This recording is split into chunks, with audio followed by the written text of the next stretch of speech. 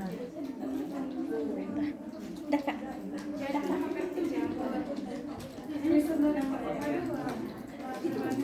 Oke, baik. Assalamualaikum warahmatullahi wabarakatuh.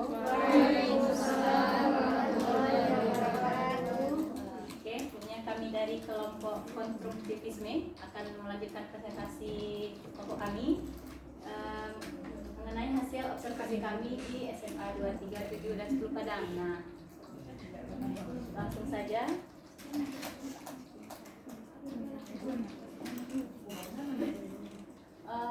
Presentasi mengenai SMA 2 Padang yang akan disampaikan oleh Kak Resti. Kepada Kak Resti dipersilahkan. Assalamualaikum warahmatullahi wabarakatuh. Waalaikumsalam warahmatullahi wabarakatuh. Baiklah, saya akan menyampaikan hasil observasi tentang karakteristik peserta didik di SMA Negeri 2 Padang. Yang pertama itu tentang etnik dan kultural. Di SMA Negeri 2 Padang hampir semua sukunya suku Minang. Siswanya hampir semuanya bersuku Minang. Kemudian untuk status sosial ada sekitar 20% yang menengah ke atas dan 80% menengah ke bawah. Ini disebabkan karena zonasi.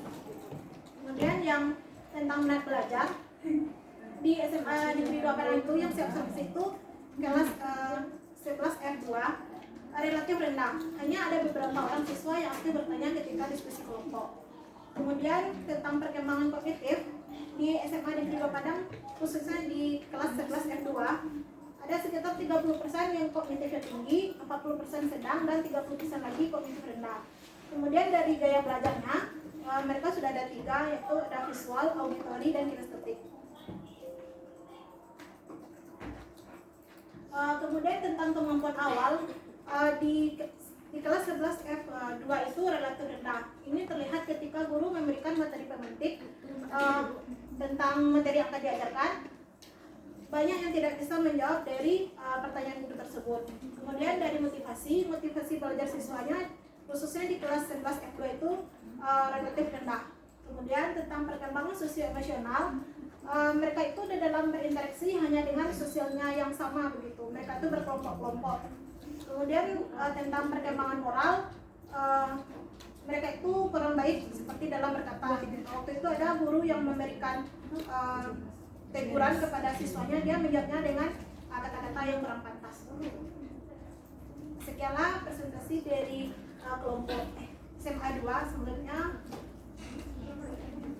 Oke, selanjutnya materi mengenai SMA 3 yang akan disampaikan oleh Alin. Kepada Alin. Baik, saya akan mempresentasikan mengenai karakteristik dari peserta didik di SMA Negeri 3 Padang, yaitu saya memasuki kelas itu 2 kelas itu fase E10.5 dan E10.7.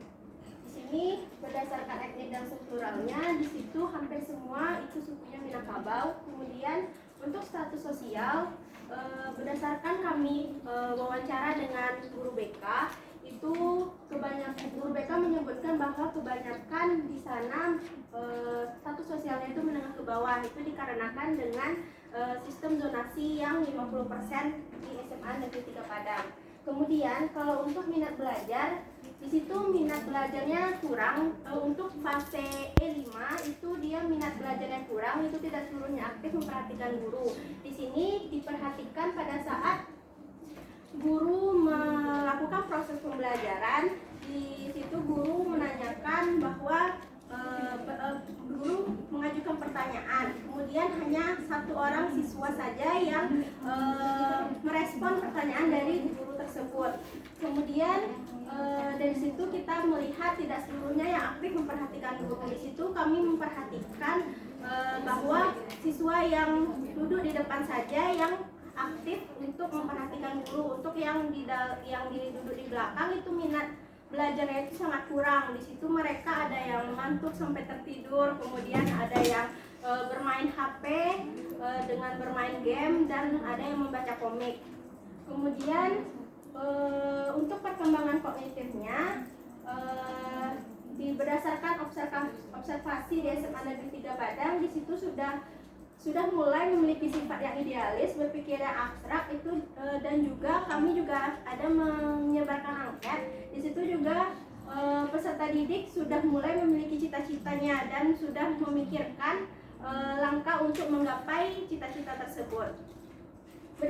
Lalu gaya belajar, untuk gaya belajar di fase E5 dan E7 itu visual, auditori, dan kinestetik. Untuk di kelas E5, di sana di mading kelasnya sudah terpampang pembagian dari ada yang siswa yang visual, auditori, dan kinestetik. Di kelas tersebut itu paling banyak yang memiliki gaya belajar auditori. Yang kedua adalah kinestetik, lalu selanjutnya baru visual untuk di kelas E5. Dan kalau untuk di kelas E7, kalau yang saya perhatikan itu banyaknya di visual dan auditori. Kemudian selanjutnya untuk kemampuan awal itu relatif rendah, yang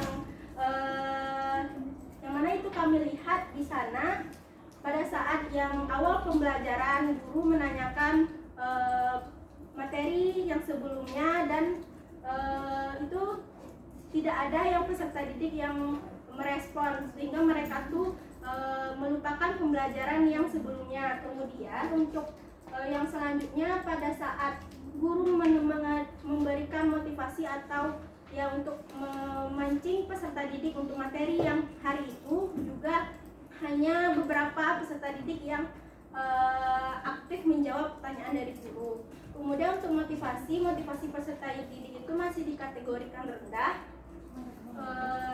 Dilihat juga dari mereka dari menjawab pertanyaan dari guru, di situ peserta didik masih kurang merespon. Di situ kami menganggap bahwa motivasinya itu masih dikategorikan rendah. Kemudian dia memperhatikan guru dalam proses pembelajaran juga masih rendah. Kemudian perkembangan sosio-emosionalnya, kalau untuk secara umum hanya beberapa peserta didik yang mudah terpengaruh perilakunya dengan temannya. Kalau kemudian untuk perkembangan moral,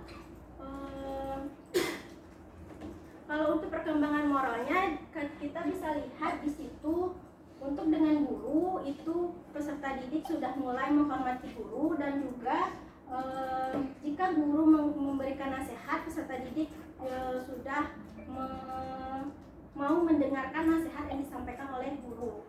Kemudian kalau untuk dengan sesama peserta didik itu ada beberapa peserta didik yang mengatakan bahwa mereka ada yang membuli atau dibully, tetapi hanya dengan melalui perkataan yang tidak baik saja.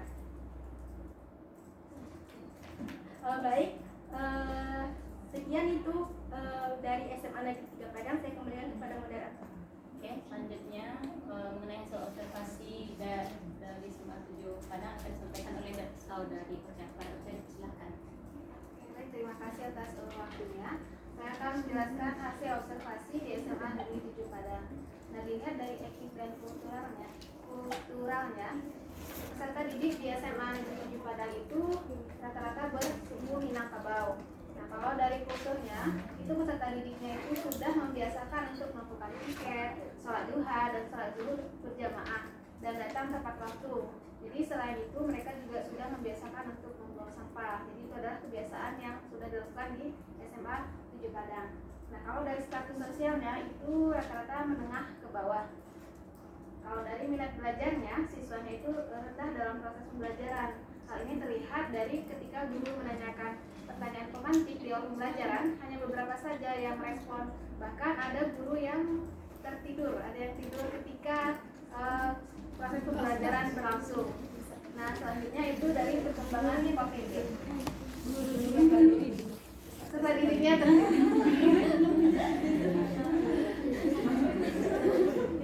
selanjutnya dari perkembangan kognitifnya, itu beberapa orang di dalam kelas itu sudah mulai berpikir kritis dengan memberikan pertanyaan terkait video pemantik yang diberikan oleh guru.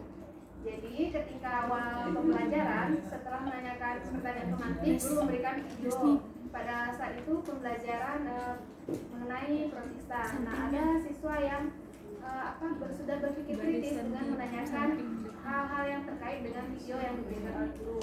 Nah, kalau dari gaya belajarnya itu dari visual, auditory, dan kinestetik, namun lebih banyak kepada audiovisual.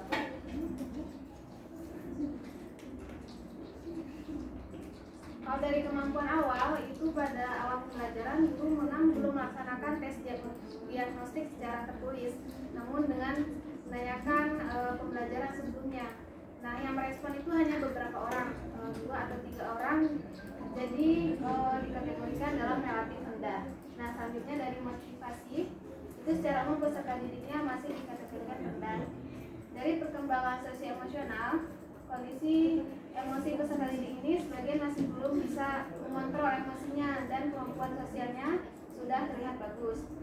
Kemampuan mengontrol emosi ini dikategorikan masih belum bisa mengontrol emosinya itu ketika diskusi itu ada peserta didik yang mengeluarkan kata-kata yang kurang pantas kepada teman satu anggota kelompoknya, dan itu juga sudah diberikan teguran oleh gurunya. Kalau dari perkembangan moral itu dikategorikan sudah baik kalau kita lihat pada lingkungan sekolah, karena setiap kali bertemu dengan siswa itu siswanya menunduk dan menyapa. Namun ketika di dalam kelas itu masih ada siswa yang acuh-acuh dengan apa yang disampaikan oleh gurunya. Terima kasih, saya kembalikan pada moderator. Oke, selanjutnya observasi dari SMA 10 yang akan disampaikan oleh Kak Vivi kepada Kak Vivi. Silakan. Ya, terima kasih kepada moderator Mas Bernard Luis. Kami akan mempresentasikan bagaimana hasil observasi peserta didik dari SMA 10 Padang. Perlu diketahui kami mengambil hasil observasi dari observasi langsung ke kelas, kemudian wawancara dengan guru, kemudian juga mendapatkan data dari guru bimbingan konseling di SMA tersebut. Yang pertama akan saya tinjau dari etnik dan kultural. Sudah jelas dari SMA 10 Padang, suku Minangkabau mendominasi peserta didik di SMA 10. Nah, sasaran kelas kami di sini adalah kelas E1, E2, E3, E4, dan E11. Nah, kemudian selanjutnya terdapat suku Jawa, suku Sunda, suku Batak dan Nias, suku Melayu, dan keturunan Tionghoa. Kemudian untuk status sosialnya 30% itu menengah ke atas. Jelas sekali latar belakang sosialnya itu memang berasal dari di mana orang tuanya memiliki profesi seperti dokter, dosen, atau pejabat, atau yang bekerja di bidang pendidikan. Kemudian 50% itu menengah dan 20% menengah ke bawah dan kurang mampu. Mengenai minat belajar di fase E SMA 10 Padang, 30% minat belajar tinggi, kemudian 50% minat sedang, dan 20% minat rendah. Hal ini terlihat di kalau untuk minat belajar tinggi itu terlihat di fase E2, karena memang untuk E2 kami langsung observasi langsung ke kelas, di mana peserta didik langsung berikan feedback berupa mampu menjawab pertanyaan yang disampaikan oleh guru ketika awal pembelajaran, dan juga mampu merespon dengan memberikan pertanyaan kritis setelah guru menyampaikan materi. Kemudian 50% minat sedang itu terlihat dari peserta didik ketika mampu menjawab pertanyaan yang diajukan oleh guru, tapi tidak mengajukan pertanyaan ketika materi telah disampaikan. Sedangkan 20% minat rendah itu terlihat dari adanya siswa yang hampir sebagian besar di kelas itu mengantuk, tidur, main game, atau selfie, atau bahkan main TikTok. Kemudian untuk perkembangan kognitif, untuk 30% kognitif dari fase E itu tinggi, terlihat sama juga dengan minat belajar, karena terlihat bagaimana siswa itu menyampaikan pertanyaan atau pertanyaan kritis kepada guru setelah materi disampaikan. Kemudian terlihat dari penilaian PH yang kebetulan kami ketika masuk langsung dibagikan nilai PH sebelumnya. Memang rata-rata di beberapa kelas PH-nya memiliki nilai yang tinggi. Kemudian 50% peserta didik kognitifnya sedang. Mereka mampu dengan tenang menerima materi pembelajaran dan mampu menjawab pertanyaan yang diajukan oleh guru. Sedangkan 20% kognitifnya rendah, di mana memang tidak ada sama sekali respon atau feedback atau umpan balik yang terlihat selama proses pembelajaran, dan kemudian nilai PH-nya juga tidak baik atau kurang baik. Kemudian dari gaya belajar, nah gaya belajar ini kami dapat dari data guru bimbing konseling, dan juga ini merupakan hasil kerjasama identifikasi dari Walas, Guru Pamung, dan juga BK. Dari sana di SMA 10 secara garis besar itu gaya belajar dibagi menjadi 3, visual, auditory, dan kinestetik. Kemudian untuk kemampuan awal, kami membagi 20% kemampuan awal tinggi, kemudian 50% kemampuan awal sedang, dan 30% itu baru kemampuan awal rendah. Di sini dilihat dari 20% berkemampuan awal tinggi dilihat dari kemampuan peserta didik mampu menjawab pertanyaan pemantik di awal pembelajaran dengan baik dan rinci atau secara detail yang diajukan oleh guru. Kemudian 50% berkemampuan awal sedang itu terlihat dari peserta didik mampu menjawab pertanyaan pemantik tapi secara umum atau tidak secara detail. Kemudian 30% kemampuan awal rendah karena terlihat di proses pembelajaran peserta didik tidak mampu menjawab pertanyaan pemantik dengan baik.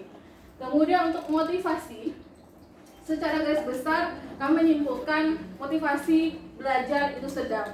Harus ada usaha atau effort yang lebih yang harus dilakukan oleh guru untuk mampu meningkatkan motivasi peserta didik saat proses pembelajaran. Kemudian mengenai perkembangan sosio-emosional, emosi sebagian besar kalau dalam proses pembelajaran cenderung stabil.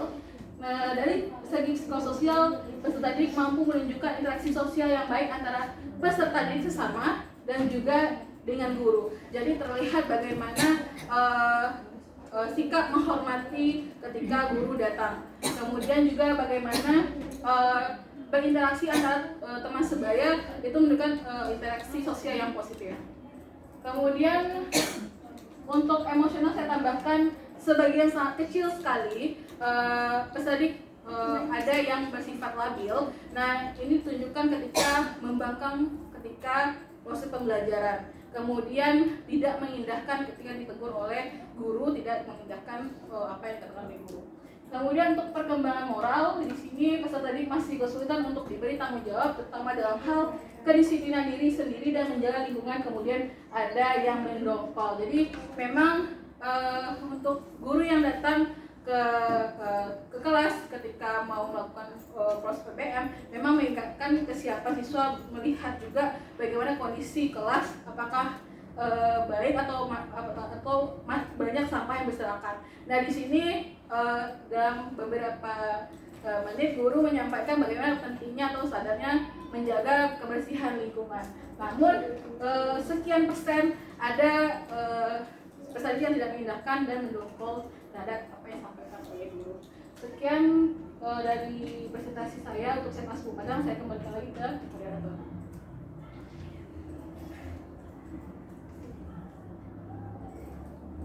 Oke, selanjutnya kesamaan dari 4 sekolah tadi. Nah, di sini kami menyimpulkan bahwa SMA 2, 3, 1, dan 10 tadi memiliki kesamaan. Yang pertama dari etnik dan kulturalnya, sama-sama sebagian besar berasal dari dan mempunyai suku Minang. Nah, yang kedua dari status sosialnya, karena secara umum kami menyimpulkan status sosialnya itu berada di kelas tingkat menengah rata-rata. Selanjutnya mengenai gaya belajar tadi, sama-sama juga audio, visual, dan kinestetik. Selanjutnya mengenai perkembangan motoriknya sudah berkembang dengan baik.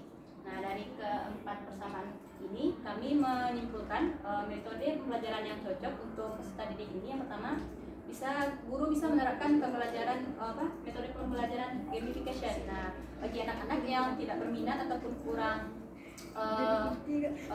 berminat dalam pembelajaran tadi, kita bisa menerapkan pembelajaran model gamification atau berbasis game, sehingga anak-anak tadi bisa belajar motivasinya meningkat dan pembelajaran bisa menyenangkan. Nah, kemudian guru juga bisa menerapkan pembelajaran problem based learning ataupun project based learning yang sama-sama kita tahu.